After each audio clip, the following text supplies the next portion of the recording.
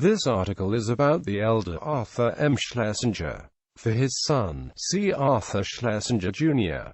Arthur Meier Schlesinger Sr. was an American historian who taught at Harvard University, pioneering social history and urban history. He was a progressive-era intellectual who stressed material causes and downplayed ideology and values as motivations for historical actors. He was highly influential as a director of PhD dissertations at Harvard for 3 decades, especially in the fields of social, women's, and immigration history. His son, Arthur M. Schlesinger Jr., also both taught at Harvard and was a noted historian.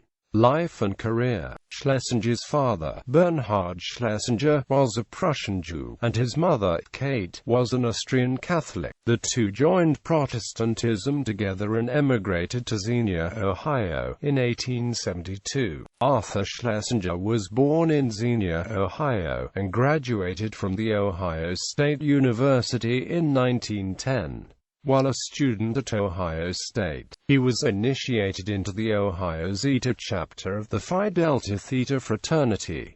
He took his Ph.D. in history at Columbia University, where he was influenced by both Herbert L. Osgood and Charles A. Beard. He taught at Ohio State and the University of Iowa before he joined the faculty of Harvard University as a professor of history in 1924. Succeeded Frederick Jackson Turner and taught at Harvard until 1954. Harvard's Schlesinger Library in Women's History is named after him and his wife, Elizabeth, a noted feminist.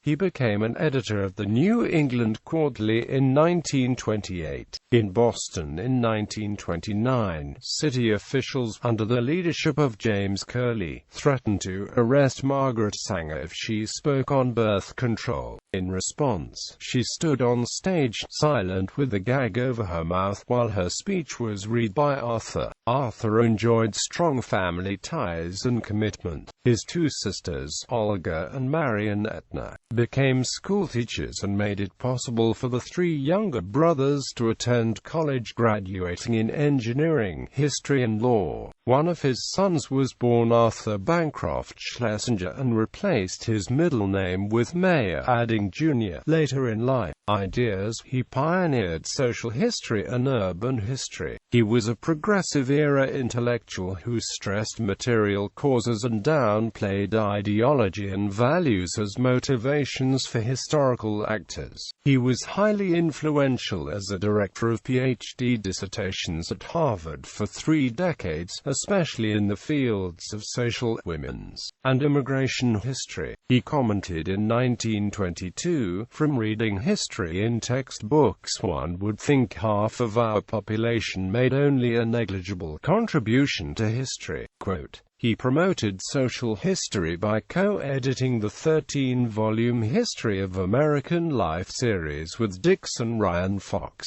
These thick volumes, written by leading young scholars, mostly avoid politics, individuals, and constitutional issues. They instead focused on such topics as society, demographics, economic, housing, fashion, sports, education, and cultural life. Numerous Schlesinger doctoral students, such as Merleau-Ponty studied the social analysis of ideas and attitudes. In Tides of National Politics, a provocative essay in the Yale Review in 1939, he presented his cyclical view of history, which identified irregular oscillations between liberal and conservative national moods. But it attracted few historians apart from his son. Schlesinger introduced the idea of polling historians to rank presidential greatness, which attracted much attention. In an essay on the significance of Jacksonian democracy, Schlesinger drew attention to the fact that, while democracy Confederacy was working out its destiny in the forests of the Mississippi Valley. The men left behind in the eastern cities were engaging in a struggle to establish conditions of equality and social well-being adapted to their special circumstances. As a historian of the rise of the city in American life, he argued that for a full understanding of the Jacksonian democratic movement, it is necessary to consider the changed circumstances of life of the common man in the new industrial centers of the East since the opening years